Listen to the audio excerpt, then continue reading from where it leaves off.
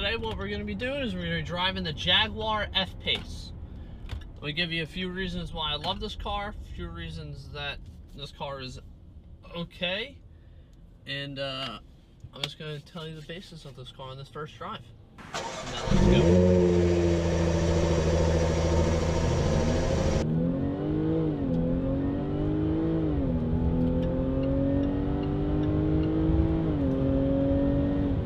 First things first, the really nice thing about this car is the noises. The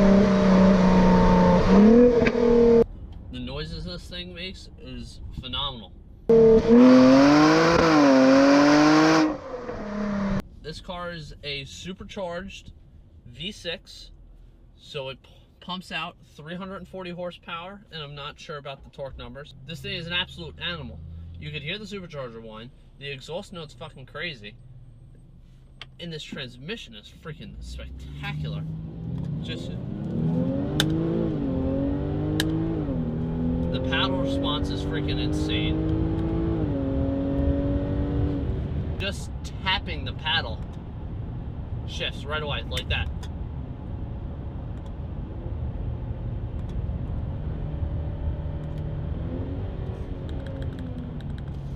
Like it's really good. The tranny in this one is really good. So this one is not the F Sport, so it doesn't have the 380 horsepower. This is a 340 horsepower one, but let me tell you, you're definitely not missing anything. I mean, I haven't driven the 380 horsepower one, so I don't know what that one's like, but just from driving this is really good. I mean, I really don't have any complaints about it. The best thing about this car is definitely this noise.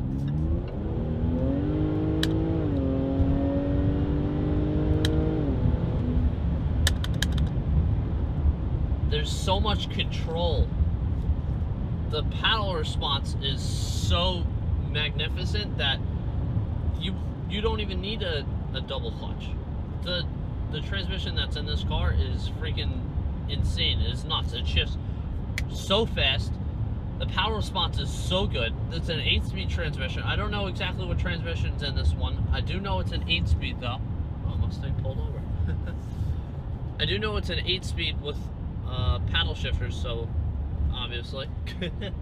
So this car has 4 different modes. It has race mode, normal mode, economy, and it has snow and ice. There's also a rain mode adapted in there somehow. I don't know how. But let me tell you, this car is really good. I mean, I really don't have many complaints about it, but I do have a couple. And one of those complaints is the fuel economy. Let me tell you, this thing being a big V6 3-liter with a supercharger strapped on it, I know the performance is really, really good, but it does not help fuel economy at all. The fuel economy in this thing is horrible. That's one of my biggest complaints on this car. I'm averaging 14.8 miles to the gallon right now. It's absolutely absurd. It's stupid. On a car like this is supposed to be your mom's car that she drives around, that she looks like a badass. And it is. But for being that type of car, it should not average 14.8 miles to the gallon. And I haven't been driving this thing that much. I haven't been driving it hard. Sometimes I've been putting it in economy mode just to test it out. The economy mode definitely helps. The supercharger doesn't act up as fast as it usually would, but I mean, still, it's pretty rough. Like, the fuel economy on this thing is absolutely horrible. Let me tell you though, the noises this thing makes totally make up for it. Like, it's really good. Not many complaints. Like I was saying, one of my biggest complaints though, like I said about the fuel economy, is this interior. I know this isn't the highest model. This isn't the F Sport. You don't get all the everything with it, but there's a lot of plastics in this interior. Like I was saying in the last video, how I measure a luxury car's interior is where the plastics are. Like, there's a lot of plastics, and it's very annoying. It's all over the place. For a Jaguar, even though this is not the highest model, this isn't the diesel model. Wow, this thing is great. I know this isn't the diesel model, so it's not the lowest model. It does have the supercharged 6-cylinder. So it really should have a lot more. Like, this is nice. This is nice leather all over here. I don't know if you guys can see that. This is all nice. And then it's all over the place. I don't know if you guys can hear that. It's all over the place, and I really don't like it. I really think at least on a Jaguar, nonetheless, the interior should be freaking A1. Like, isn't that like mostly what Jaguar's known for? I know nowadays they're trying to get really known for their exhaust note, and they did a great job with this. It sounds great, and I know this isn't even the F-Sport either. And they really, really did a good job. But this interior is just horrible. Like, the seats are nice. You know, it's got leather some places. It just needs more leather. Like, at least leatherette somewhere. Like, so it doesn't, I don't do this. Like, it's soft touch plastic. It's not like crap plastic, but it's still plastic. And on a Jaguar, nonetheless, it should not be like that. And it's really, really upsetting, and it's really annoying. I gotta deal with this. Ah, fuck, let's scare this guy.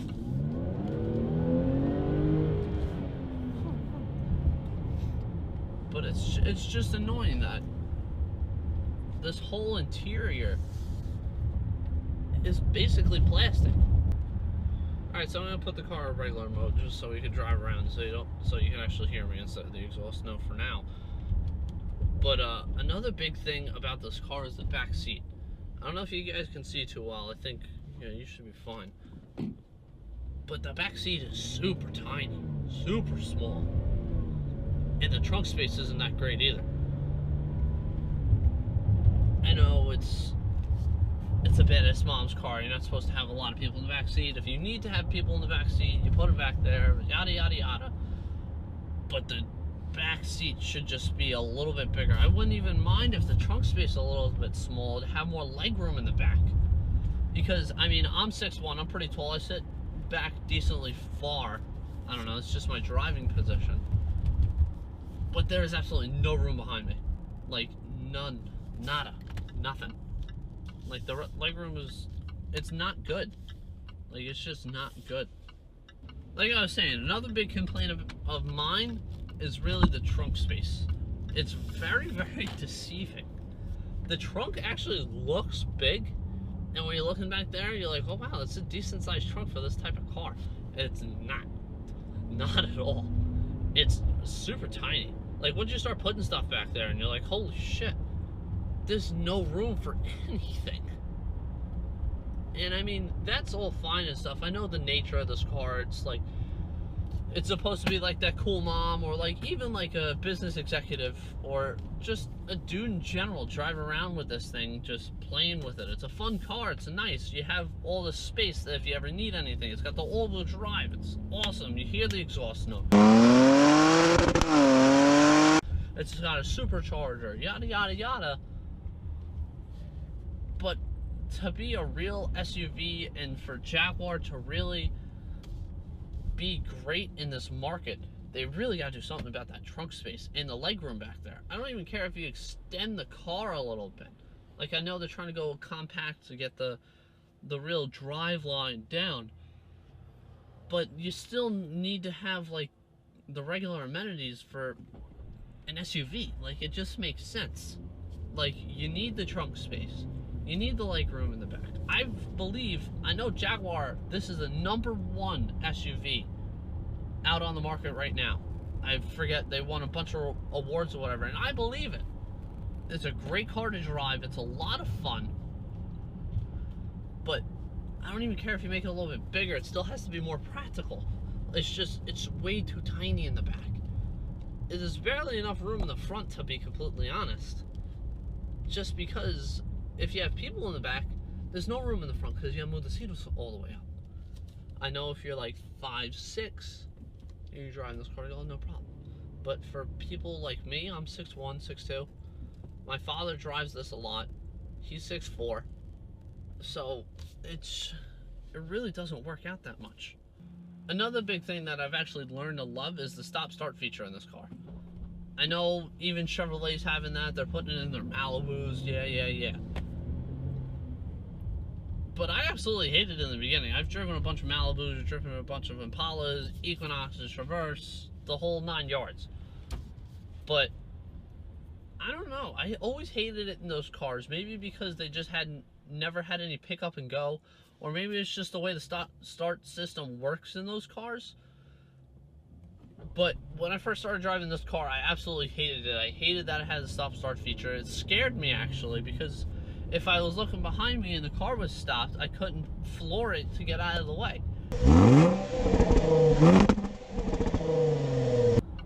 So the way Jaguar did this is actually really good. The stop-start feature only works some of the times. It doesn't work all the time.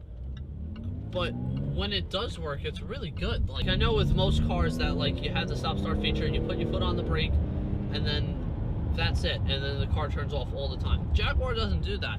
It waits a second or two to make sure you're at a stoplight, not at a stop sign, or just waiting to go to merge into a lane.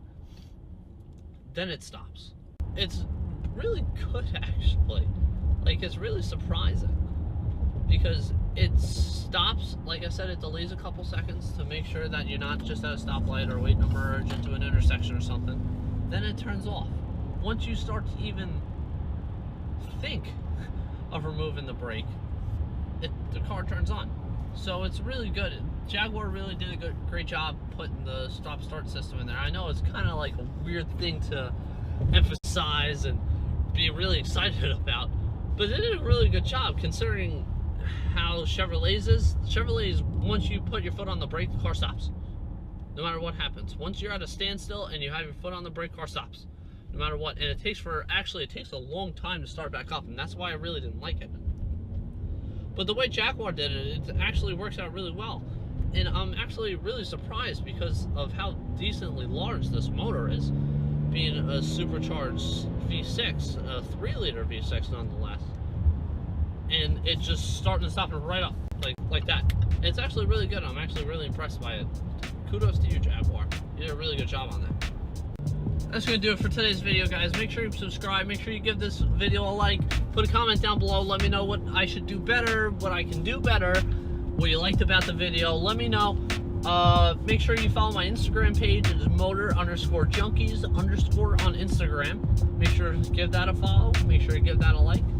Remember, at 1,000 subscribers, we're cutting off the muffler of the caddy, so stay tuned for that. I almost did it the other day, but I'm holding out. I'm really waiting to get to 1,000 subscribers to do that for you guys, at least. So make sure we get there so we can do that as fast as possible. Thank you for watching the video. I hope you enjoyed, and I hope to see you next video.